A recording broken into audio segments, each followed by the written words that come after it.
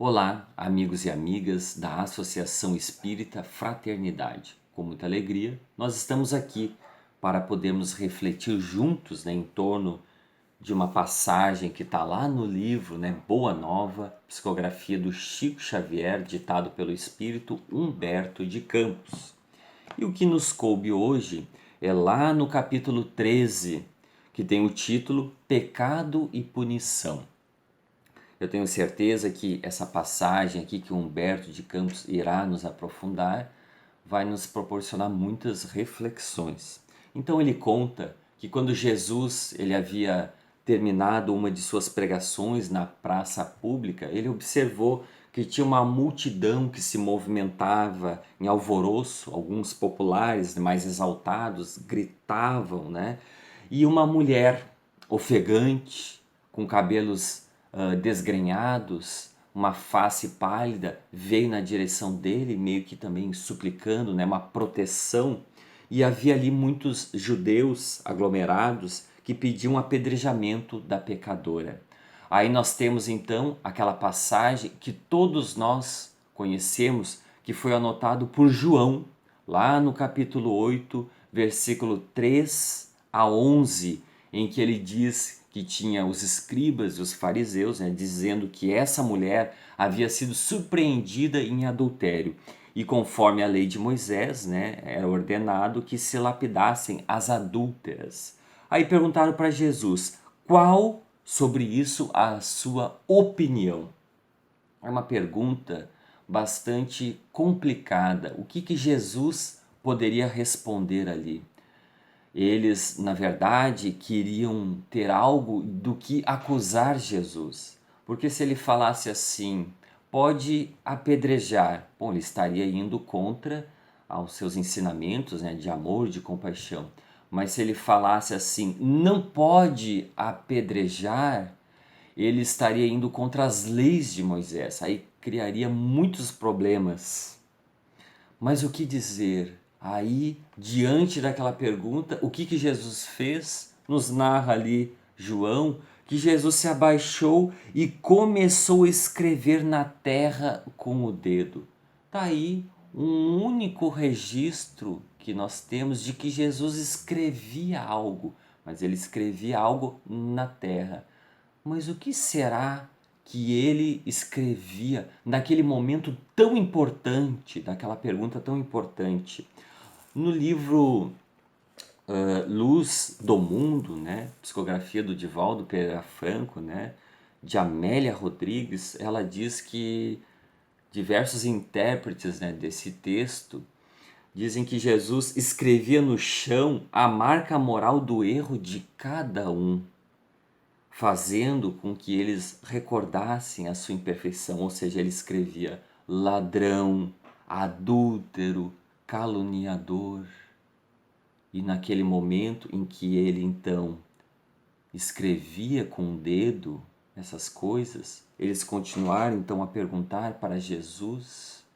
Aí Jesus se levanta e diz aquela frase célebre, que todos nós conhecemos. Aquele que estiver sem pecado, atire a primeira pedra. Jesus disse isso e depois voltou novamente, se abaixou e continuou a escrever na terra bem tranquilamente. Quando ele falou isso, aqueles que estavam ali com aquelas pedras na mão, eles se surpreenderam. Não imaginavam essa resposta de Jesus. Mas pensemos entre nós, meus amigos, que resposta grandiosa de Jesus. Porque quando ele falou isso, era de uma forma para que todos aqueles que estavam ali com aquela pedra na mão para punir aquela mulher, para que eles voltassem para dentro de si, observando os seus grandes equívocos, talvez equívocos muito maiores do que aquela mulher que fora surpreendido em adultério.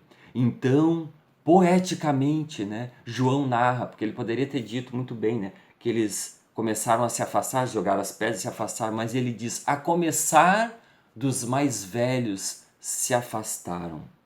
Sim, os mais velhos, porque muitos deles, né, trazem uma soma maior de erros, de problemas, de remorsos, de azedume.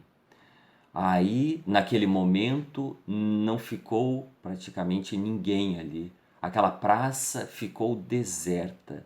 Olha só que coisa, que imagem grandiosa, né? Aquelas pessoas, aquela multidão que estava ali para apedrejar aquela mulher, será que não representam a grande maioria da humanidade que querem punir as outras pessoas, mas como a maioria de todos nós que vivemos ainda no mundo, né, de provas e expiações, já indo em transição para um mundo de regeneração, mas o que é muito natural, que atualmente, né, nós ainda tenhamos muitos equívocos, muitos débitos, muitas coisas que precisamos reparar.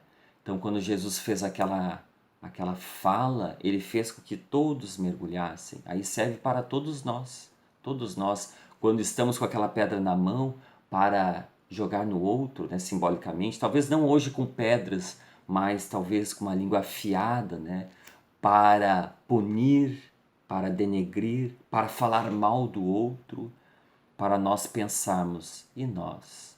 Quais são os nossos erros, né? Porque há muitos erros. Aí depois, ficando deserto ali, estava apenas então Jesus, aquela mulher que foi surpreendida em adultério, que estava com as mãos no rosto, né? Envergonhada daquela situação, e alguns discípulos. E aí Jesus disse assim, levantando-se, né, perguntou: mulher, onde estão os que te acusavam? Ninguém te condenou? Ela respondeu: não, Senhor. Então disse Jesus: também eu não te condenarei. Vai-te e de futuro não tornes a pecar. Quando Jesus então falou isso, meus amigos, não é que Jesus havia livrado essa mulher da responsabilidade. Não, de forma nenhuma. Ele apenas não condenou ela, mas a responsabilidade, tudo aquilo que nós fazemos, meus amigos, ninguém pode nos livrar das consequências. E todos nós, apesar dos nossos erros, teremos que fazer todo esforço para reparar os equívocos que nós cometemos. Mas muitos de nós não entendemos, né? Assim como então nos narra Humberto de Campos, que João, né, que estava ali, disse assim, João, que naquela época, né, um adolescente de mais ou menos 15, 16 anos, né, disse assim: mestre, por que não condenastes a meretriz de vida infame? Aí Jesus falou: quais as razões que aduzes em favor dessa condenação? Sabes o motivo por que essa mulher se prostituiu? Terá sofrido alguma vez a dureza das vicissitudes que ela atravessou em sua vida? Ignoras o vulto das necessidades, das tentações que a fizeram sucumbir a meio do caminho? Não sabes quantas vezes tem sido ela objeto de escárnio dos pais, dos filhos e dos irmãos, as mulheres mais felizes? Não seria justo agravar-lhe os padecimentos infernais da consciência pesarosa e sem rumo? Entretanto, exclamou João, né, defendendo os princípios da lei antiga, ela pecou e fez jus à punição. Não está escrito que os homens pagarão ceitil por ceitil os seus próprios erros? Aí Jesus, né, sorrindo, né, sem se perturbar, esclareceu: ninguém pode contestar que ela tenha pecado. Quem estará irrepreensível na face da terra? Jesus fez essa pergunta, né? Quem de nós, meus amigos, estará aqui na terra sem erros, sem pecados, sem equívocos? Há sacerdotes da lei, magistrados e filósofos que prostituíram suas almas por mais baixo preço. Contudo, ainda não lhes vi os acusadores. A hipocrisia costuma campear impune enquanto se atiram pedras ao sofrimento. João, o mundo está cheio de túmulos caiados.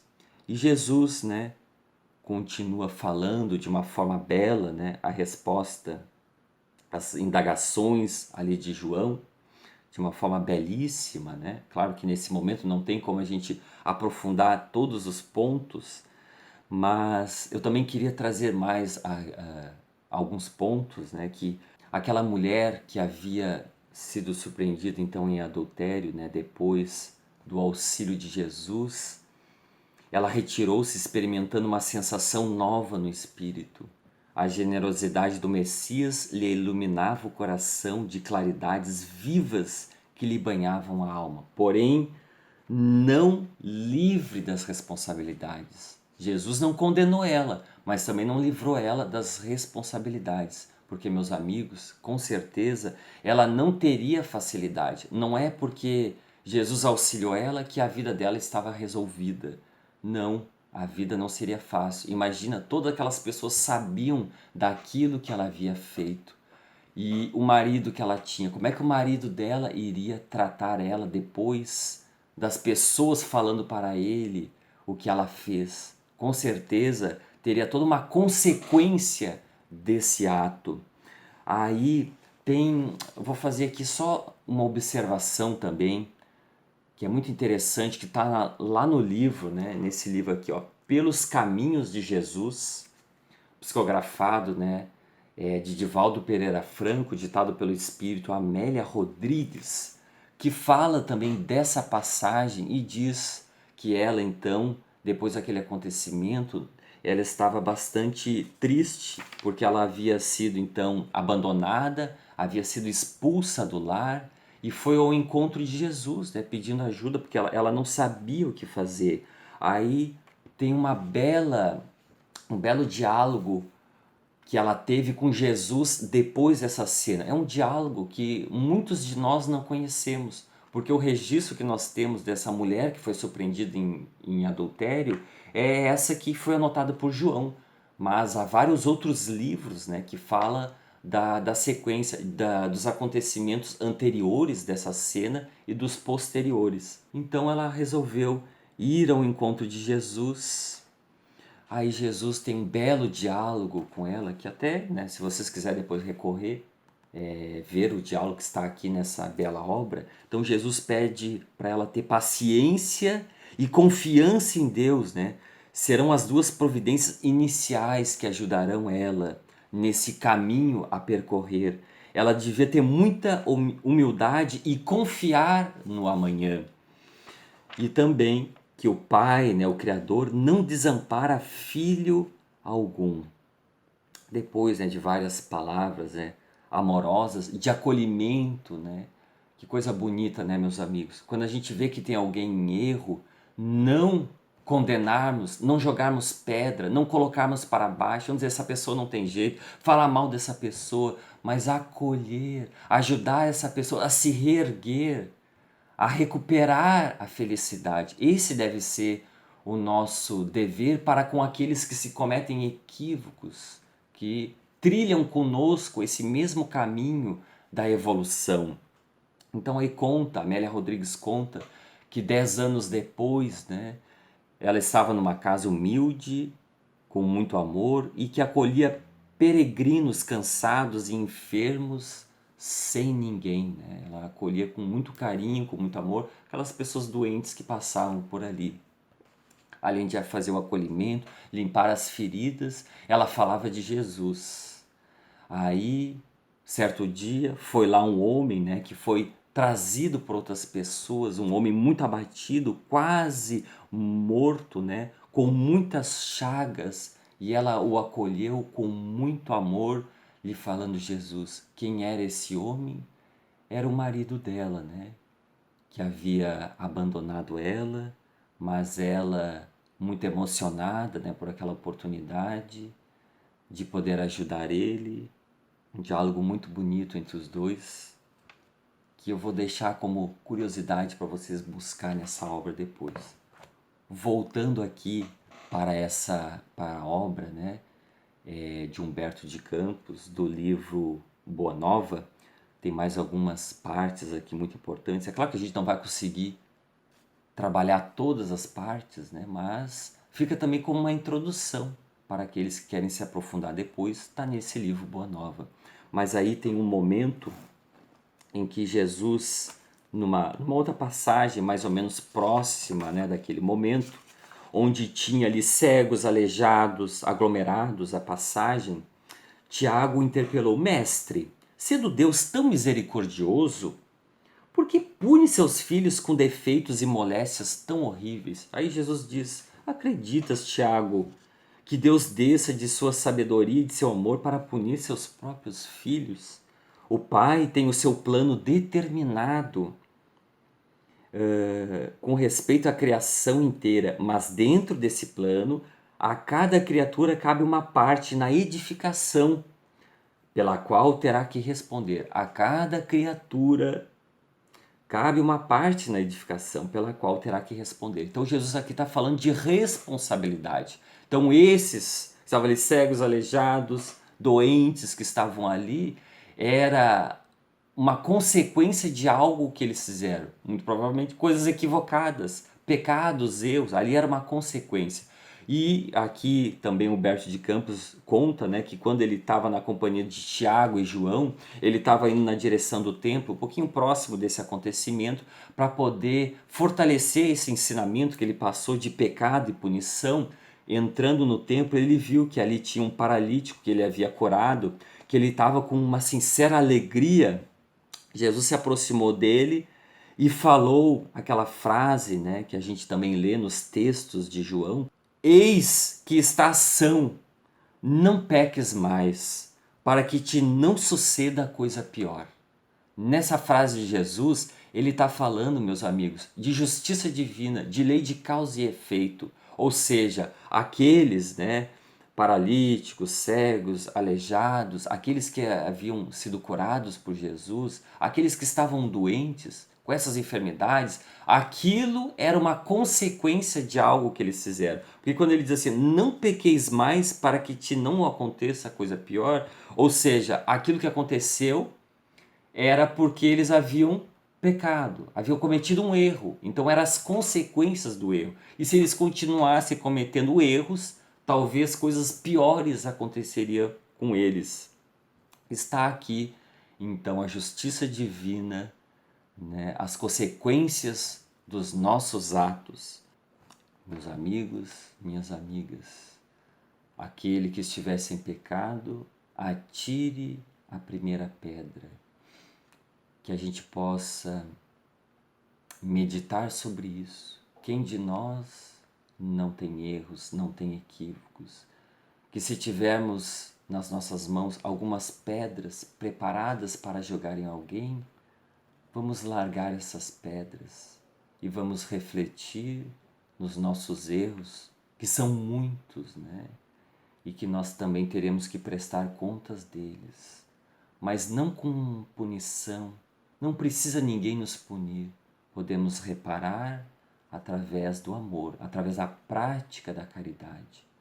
Como nós sabemos, o amor, né, cobre a multidão de pecados. Então que a gente possa refletir nesse belo capítulo dessa passagem que é tão importante, né, para as nossas vidas. Eu agradeço a atenção de todos e até uma próxima oportunidade.